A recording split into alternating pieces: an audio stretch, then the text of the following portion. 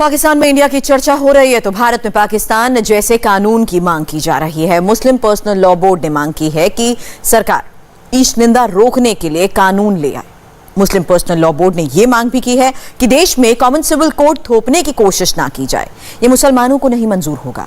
कानपुर में personal law board की बैठक के बाद मुसलमानों को यह सलाह दी गई है कि वो पारिवारिक विवादों के निपटारे के लिए कोर्ट जाने की बजाय शरई अदालतों में जाएं।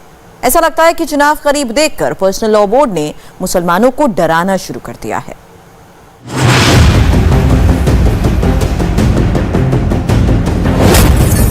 क्या हिंदुस्तान के मुसलमान को कॉमन सिविल कोड से डर लगता है?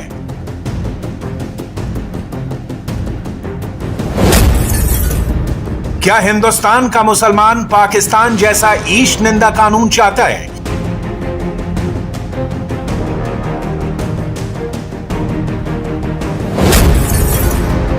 क्या हिंदुस्तान का मुसलमान ईश निंदा के नाम पर सजाए मौत चाहता है? खुद को हिंदुस्तान के मुसलमानों का सबसे बड़ा संगठन कहने वाले मुस्लिम पर्सनल लॉ बोर्ड ने मोदी सरकार के सामने जो चार्टर ऑफ डिमांड पेश की है, उससे तो यही लगता है। इतवार को कानपुर में मीटिंग के बाद जब पर्सनल लॉ बोर्ड के मेंबरान मीडिया से मुखातिब हुए तो उनके पास सरकार से मांगों की लंबी चौड़ी फेहरिस्त थी, जिसमें पहली मांग ये थी कि सरकार यूनिफॉर्म सिविल कोड ना बनाए। हमारा देश एक मल्टी रिलीजियस, मल्टी कल्चरल और मल्टी लिंग्विस्टिक देश है। इस देश में विभिन्न धर्मों के लोग रहते हैं और उनके अलग अलग तौर तरीके हैं, अलग अलग उनके कस्टम्स है, रिवाज है। तो इस देश में हर कस्टम और हर रिवाज वो किसी न किसी धर्म से निकल कर आता है और उसको उस कम्युनिटी के लोग, उसको मानने वाले लोग उसको बहुत अजीज रखते हैं। हमने ये बात कही है कि हमारे देश में वक्तन फौक्तन ये मुतालबा और ये बातें आती रहती हैं कि पूरे देश के लिए एक कॉमन सिविल कोड, एक यूनिफॉर्म सिविल कोड होना चाहिए। हमारा मानना ये है कि एक ऐसे देश के लिए जिसमें विभिन्न धर्मों के लोग रहते हों, विभिन्न जातियों के लोग रहते हों, आदिवासी हों, सिख हो, ईसाई हो, मुसलमान हो, हिंदू हो, उस देश के लिए कॉमन सिविल कोड न तो डिजायरेबल है, न एडवाइजेबल है, न यूजफुल है। इसलिए कॉमन सिविल कोड का मुतालबा अगर कोई भी कोशिश directly, indirectly, partially, fully uniform civil code लाने के लिए की जाएगी तो हमारे लिए भी और देश के बहुत सारे तबकों के लिए भी एक्सेप्टेबल नहीं होगा, एंटी कॉन्स्टिट्यूशनल होगा। पर्सनल लॉ बोर्ड चाहता है कि मुसलमानों को 1937 के शरीयत एप्लीकेशन एक्ट के तहत मिले अधिकार बने रहे। देश के मुसलमान अलग धार्मिक कानून मानते रहे, उनकी अलग मजहबी रवायतें कायम रहे। मुसलमानों की शादियां, तलाक, विरासत और गोद लेने जैसे पारिवारिक मसले इस्लामिक कानूनों की रोशनी में ही हल हो। मुस्लिम पर्सनल लॉ बोर्ड हमेशा से ही कॉमन सिविल कोड का मुखालिफ रहा है। उसे खौफ है कि ट्रिपल तलाक कानून के बाद अब बारी कॉमन सिविल कोड की है। इसलिए कानपुर की मीटिंग के बाद बोर्ड ने मुसलमानों को सलाह दी है कि वो पारिवारिक विवाद को लेकर कोर्ट भी ना जाएं, उन्हें शरई कानूनों या इस्लामिक कानूनों के जरिए हल करें। पर्सनल लॉ बोर्ड ने मुल्क के मुसलमानों के लिए मशवरों की लंबी लिस्ट रिलीज की है। हमने मुसलमानों से अपील की, मुस्लिम कम्युनिटी से अपील की। पहली अपील ये की कि उन्हें शरीयत पर अमल करना चाहिए। दूसरी बात ये कही कि शादी ब्याह में सादगी को इख्तियार करना चाहिए। तीसरी बात यह कि लड़की वालों से किसी किस्म की डिमांड नहीं करनी चाहिए। चौथी बात यह कही कि फजूल खर्ची नहीं होनी चाहिए। पांचवी बात यह कही कि लेडीज को, खवातीन को, महिलाओं को उनका जो हिस्सा है प्रॉपर्टी में, मीरास में, वो उनको मिलना चाहिए। माँ, बहन, बेटी, बीवी के जो राइट्स हैं शरीयत में, उनका खास ख्याल रखना चाहिए। और हमारे दरमियान जो डिस्प्यूट हो जाते हैं फैमिली लाइफ के अंदर, आईली जिंदगी में, मैरिज लाइफ में, उन डिस्प्यूट को आर्बिट्रेशन के जरिए से हल करने की कोशिश करनी चाहिए। आप जानते हैं कि हमारे अदालतों पे मुकदमात का बोझ है और अदालतें भी चाहती है कि फैमिली डिस्प्यूट को जो है या तो विमेन कोर्ट के अंदर या आर्बिट्रेशन के अंदर हल कर लिया जाए। हमने ये अपील किया खास तौर से कि जो फैमिली डिस्प्यूट्स हैं उनको आर्बिट्रेशन के जरिए हल किया जाए या दारुल क़ज़ा जो बनाई है बोर्ड ने पूरे मुल्क में या इमारत शरिया ने मुख्तलिफ रियासतों में, उनके जरिए से हल कराने की कोशिश होनी चाहिए। और इसके बाद ये बात भी कही है कि इंटर रिलीजियस मैरिजेस को अवॉइड करना चाहिए। ये इससे जो है समाज में इंतशार पैदा होता है और ये चीज सही नहीं है। शायद आपको मालूम नहीं होगा, मुस्लिम पर्सनल लॉ बोर्ड ने मुसलमानों की पारिवारिक मसलों की सुनवाई के लिए पैरेलल कोर्ट बना रखे हैं। इसे दारुल कज़ा कहा जाता है। पर्सनल लॉ बोर्ड ने मुसलमानों को फिर सलाह दी है कि वो अपने मुकदमों को कोर्ट नहीं, काजी के पास लेकर जाएं। 1973 में बना मुस्लिम पर्सनल लॉ बोर्ड अब खुलकर देश की अदालतों पर सवाल उठा रहा है। बोर्ड ने मांग की है कि मुसलमानों के धार्मिक मामलों की व्याख्या कोर्ट ना करे, वो काम इस्लाम के उलेमा पर छोड़ दिया जाए। ये जो मजहब यानी रिलीजन से मुताल्लिक जितने भी आदेश हैं और जितने भी बातें कही गई हैं, उसकी जो इंटरप्रिटेशन है, उसकी जो तशरीह है, उसका अधिकार भी उस धर्म के स्कॉलर्स को, उसके उलमा को, उन लोगों को जिन पर उसके धर्म के मानने वालों का एतमाद है, उन्हीं को यह हासिल है कि उसका वो इंटरप्रिटेशन करें। हम ये कहते हैं कि अभी कुछ दिनों से ये सिलसिला शुरू हो गया है कि हमारे जो न्यायपालिका हैं, हमारे जो कोर्ट्स हैं, उसमें मनमाने तरीके से इंटरप्रिटेशन हो रहा है, जिसको हम सही नहीं समझते और ये मुतालबा करते हैं कि हुकूमत को भी और जुडिशरी को भी ऐसे इंटरप्रिटेशन से गुरेज करना चाहिए। अगर कोई मसला कहीं आता है तो उस देश के उस धर्म के स्कॉलर्स को उन्हीं से पूछा जाना चाहिए कि इसका इंटरप्रिटेशन उनके धर्म में क्या है।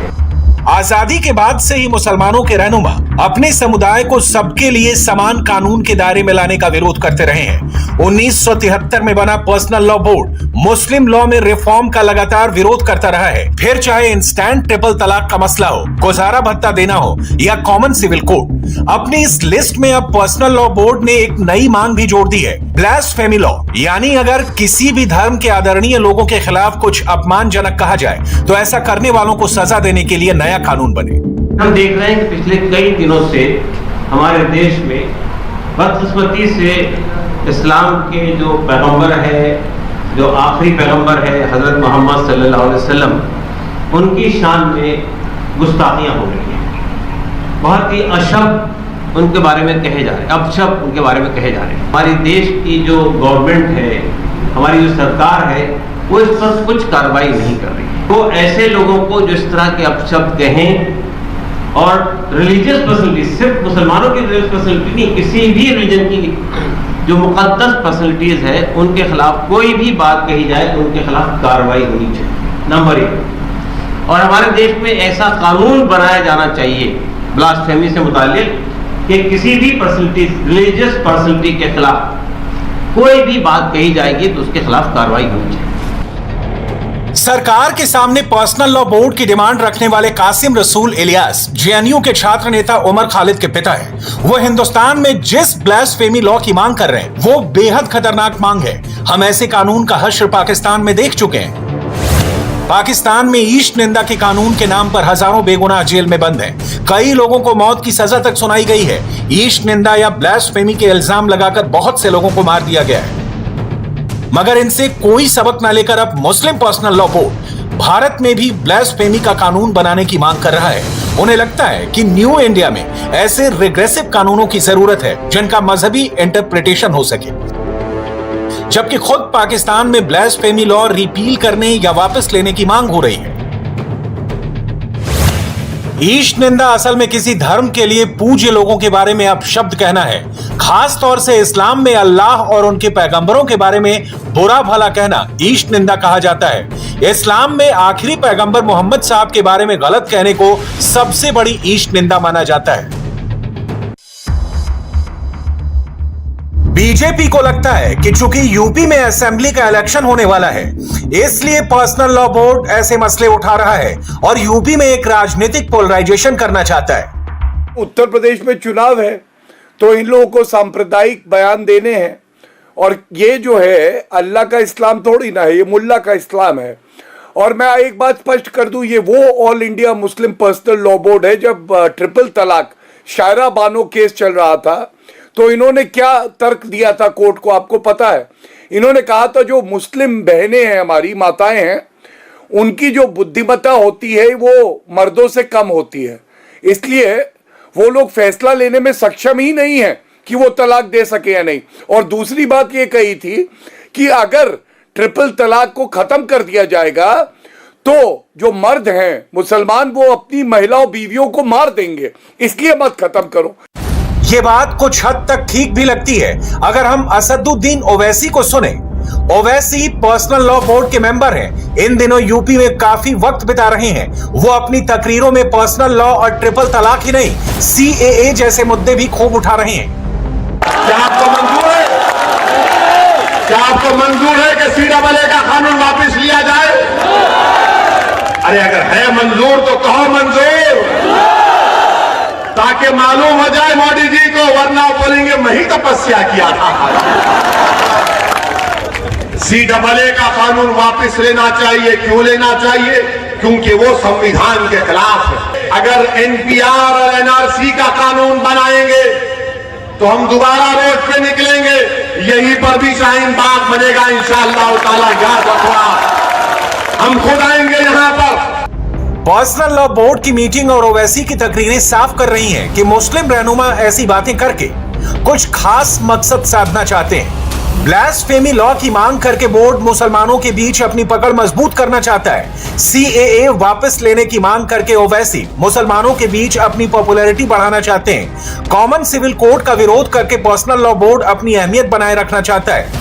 भारत एक सेकुलर देश है। हमारे संविधान में सभी नागरिकों को समान अधिकार दिए गए हैं, पर आजादी के बाद से ही सभी धर्मों के लिए कॉमन सिविल कोड बनाने का विरोध होता आया है। लेकिन मुसलमानों के धर्मगुरु और रहनुमा इसका सबसे ज्यादा विरोध करते हैं। वैसे तो सभी धर्मों के लिए कॉमन सिविल कोड की सलाह अंग्रेजों ने 1840 में ही दी थी, लेकिन देश की आजादी से पहले ऐसा नहीं हो सका। आजादी के बाद संविधान सभा में भी सबके लिए कॉमन सिविल कोड को लेकर तीखी बहस हुई।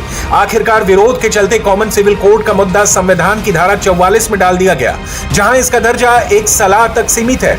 1950 के दशक में नेहरू सरकार ने भी कॉमन सिविल कोड लाने की कोशिश की, तो इसका भी विरोध हुआ। आखिरकार नेहरू सरकार सिर्फ हिंदुओं के पर्सनल लॉ में सुधार कर सकी। देश में ईसाइयों, पारसियों और मुसलमानों के पर्सनल लॉ आज भी लागू है। बीजेपी हमेशा से ही सभी नागरिकों के लिए कॉमन सिविल कोड लाने की बात करती रही है। जब मोदी सरकार ट्रिपल तलाक खत्म करने का कानून ले आई तो भी इसे कॉमन सिविल कोड की दिशा में पहला कदम माना गया था। हालांकि कॉमन सिविल कोड के लिए सरकार ने कोई ठोस कदम आगे नहीं बढ़ाया है। इसके बावजूद मुस्लिम पर्सनल लॉ बोर्ड ने यह मुद्दा उछाल दिया।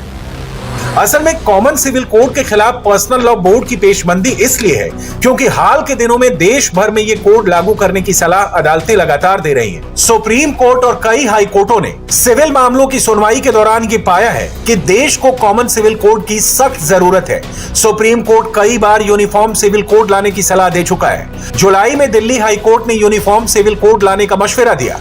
इसी महीने इलाहाबाद हाई कोर्ट ने भी सरकार से कहा कि वो सभी नागरिकों के लिए समान नागरिक संहिता बनाए। कॉमन सिविल कोड को लेकर कोर्ट के ऐसे ही मशवरे से घबराए पर्सनल लॉ बोर्ड ने कॉमन सिविल कोड लाने का विरोध किया है। बोर्ड को लगता है कि अगर सबके लिए समान कानून हो गए तो पर्सनल लॉ के सरपंच की उसकी भूमिका ही नहीं रहेगी, फिर पर्सनल लॉ बोर्ड की जरूरत ही खत्म हो जाएगी। अदालत तो बहुत सारी बातें कहती है गवर्नमेंट से, कहां हो रही हैं? अदालत तो कहती है हर एक के साथ में इंसाफ होना चाहिए। अदालत तो आपने देखा, अदालत तो इतनी चीजों पर गवर्नमेंट की पकड़ कर रही है कि ये लोगों को साथ में जो हेट क्राइम हो रहे हैं, लोगों को रास्ते में पकड़ के मार रहे हैं, उनके ऊपर तो क्या कोर्ट तो अपना ओपिनियन देते रहते, तो क्या सरकार कर रही है? तो हम ये कहते हैं कि कोर्ट की अपनी एक राय हो सकती है, लेकिन हमारा जो कानून हमको इजाजत देता है वो इजाजत देता है कि हर आदमी को अपने मजहब के हिसाब से चलने की हिंदुस्तान में आज़ादी है। कहने में बहुत अच्छा लगता है कि हर चीज़ यूनिफॉर्मिटी हो। कुदरत ने कोई चीज़ यूनिफॉर्म नहीं बनाई है। आदमी अलग फर्क रखा है, उसने सारे जो चीज़ें हैं वो अलग अलग तरह से रखे, तो हम उनको नष्ट थोड़ी करते हैं। वही तो ब्यूटी है नेचर की कि भिन्न भिन्न किस्म के लोग बाग हों। ये हिंदुस्तान की खूबसूरती है कि हर मजहब का आदमी यहाँ रहता है। दुनिया का कोई मजहब ऐसा नहीं है जिसमें हिंदुस्तान में न रहते हो उसके आदमी, और हर मजहब के आदमी अपने अपने मजहब के हिसाब से इबादत करते हैं, अपनी चीज़ें अपने मजहब के हिसाब से करते हैं। बस हम वही बात तो कह रहे हैं, हम कोई नई बात तो कह नहीं रहे। जिस कॉमन सिविल कोड का विरोध पर्सनल लॉ बोर्ड कर रहा है उसके बहुत से फायदे हैं। ये देश के सभी नागरिकों को एक बराबर अधिकार तो देगा ही। समान नागरिक संहिता लागू होने से सभी धर्मों में शादी, तलाक, वसीयत, दान और गोद लेने के अधिकार एक ही होंगे। एक पति एक पत्नी का नियम सबके ऊपर लागू होगा। जाति, धर्म और इलाके के आधार पर लागू होने वाले अलग अलग कानून खत्म होंगे।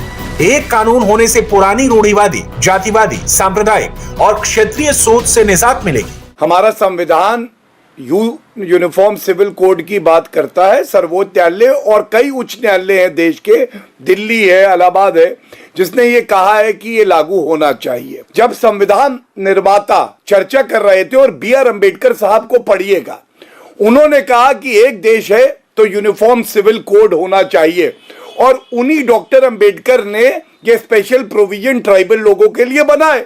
और अनुच्छेद 14 में यह भी लिखा है कि धर्म के आधार पे किसी से भेदभाव नहीं हो सकता।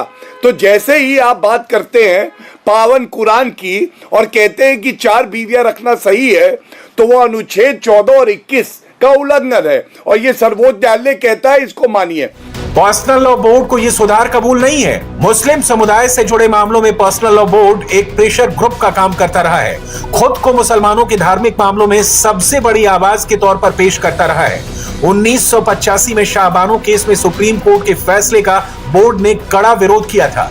मोदी सरकार द्वारा ट्रिपल तलाक रोकने का कानून लाने पर भी पर्सनल लॉ बोर्ड ने कड़ा ऐतराज जताया था। Personal law board Vande Mataram, योग और सूर्य नमस्कार को अनिवार्य बनाने के खिलाफ भी आवाज उठाता रहा है।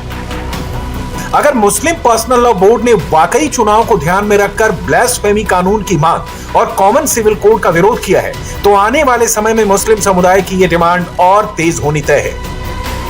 ओवैसी की तकरीरों में CAA और कॉमन सिविल कोड का विरोध भी बढ़ेगा। सवाल मुस्लिम वोटों का जो है।